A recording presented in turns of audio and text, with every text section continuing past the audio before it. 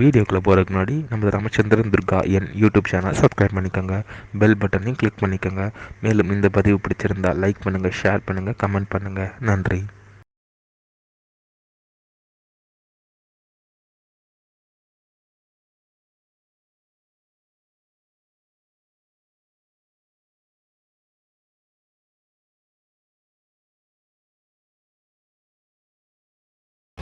श्रीगुरुभ्यो नमः.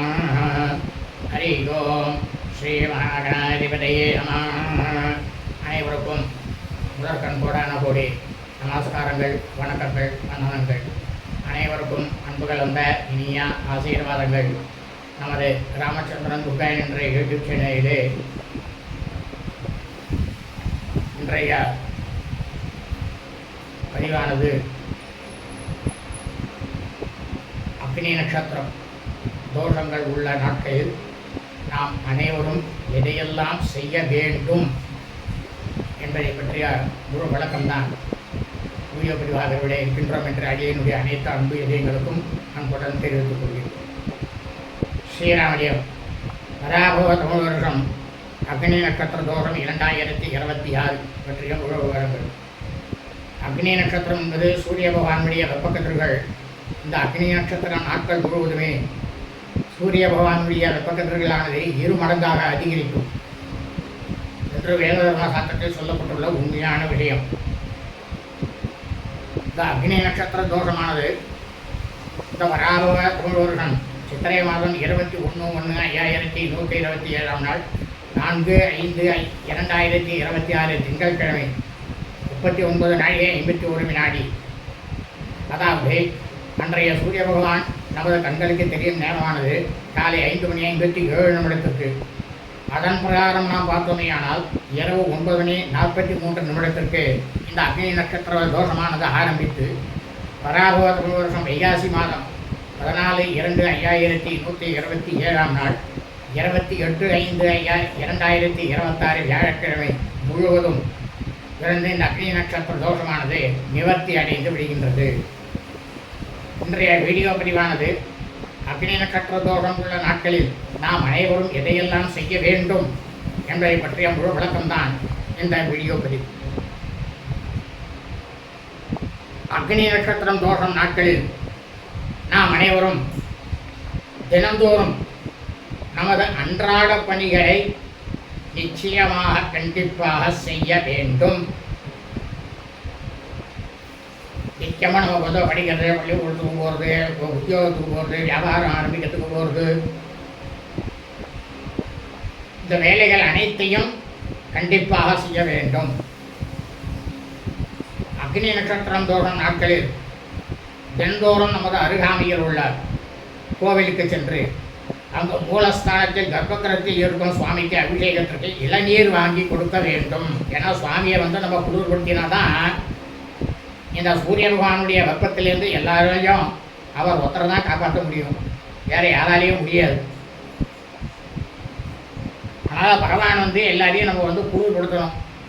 ஒவ்வொரு கோவிலில் வந்து பெருமாள் இருப்பார், ஒரு கோவிலில் பார்த்தெல்லாம் சிவபெருமான் இருப்பார், ஒரு கோவிலில் பார்த்தெல்லாம் அம்மன் இருப்பார், ஒரு கோவிலில் பார்த்தெல்லாம் முருகப்பெருமான் இருப்பார், ஒரு சில கோவிலில் பார்த்தீங்கன்னாக்கா விநாயகர் பெருமான் இருப்பார். யார் கர்ப்பகிரகத்தில் அந்த கோவிலில் பிரதானமாக இருக்காளோ அந்த கர்ப்பகிரகத்தில் இருக்கக்கூடிய சுவாமிக்குத்தான் அபிஷேகம் செய்வதற்கு இளநீர் வாங்கி கொடுக்க வேண்டும்.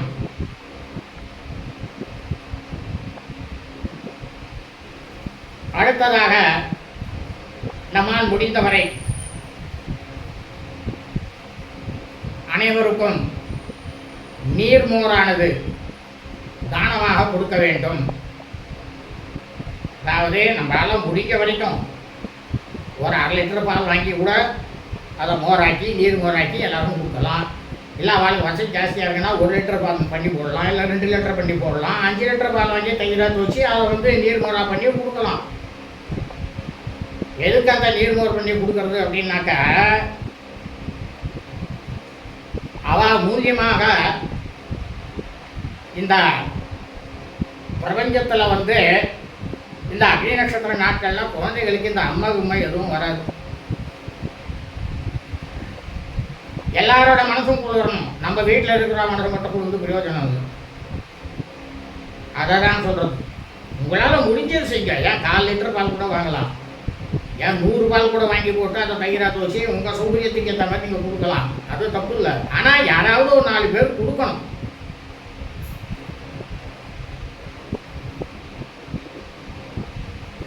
அனைவரும் தினந்தோறும் தங்கள் குடும்பத்தில் உள்ள அனைவருமே தினந்தோறும் காலை வேளையில் சிற்றுண்டி உணவுக்கு எடை எடுத்துக்கொள்ள வேண்டும் என்றால் கேழ்வரகு கம்பு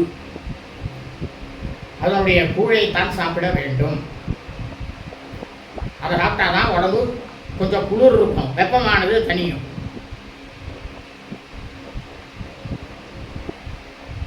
ஒரு வயது பூர்த்தியாகக்கூடிய தங்களது குழந்தையினுடைய ஜென்ம நட்சத்திர தினத்தன்று கர்ணபூஷணம் காது குத்தல் வைபவமானது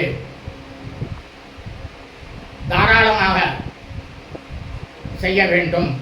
அன்றைய தினம் ஆயுஷ் ஹோமம் பண்ணி தாராளமாக செய்யணும் அந்த குழந்தை. அதே போல் 60 வயது பூர்த்தியாகும் நண்பர்கள் சத்தியத்தை பூர்த்தி, 70 வயது பூர்த்தியாகக்கூடியவர்கள் பீமரத சாந்தி, 80 வயது பூர்த்தியாகக்கூடியவர்கள் சதாபிஷேகம், 90வது வயது பூர்த்தியாகக்கூடியவர்கள் கனகாபிஷேகம் ஆகிய வைபவங்களை கண்டிப்பாக செய்ய வேண்டும். முதலாக தங்களது பெண் குழந்தையானவள் பருவ வயதை, அதாவது மாதவிடாய் ஆகியிருந்தால் பூப்படைந்த அந்த பெண்ணுக்கு, உங்களுடைய பெண் குழந்தைக்கு ருத்துசாந்தி நிச்சயமாக கண்டிப்பாக செய்ய வேண்டும்.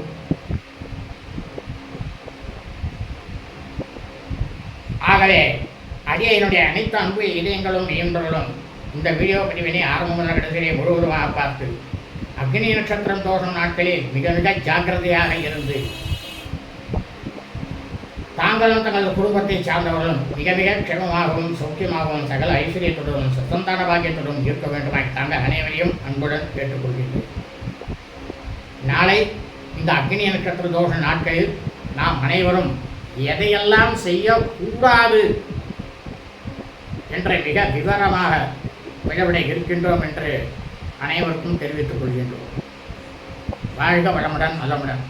இனிய ஆசீர்வாதங்கள். லோகா சமஸ்தா சுகினோ பவந்து. சுபமஸ்து. ததாஸ்து.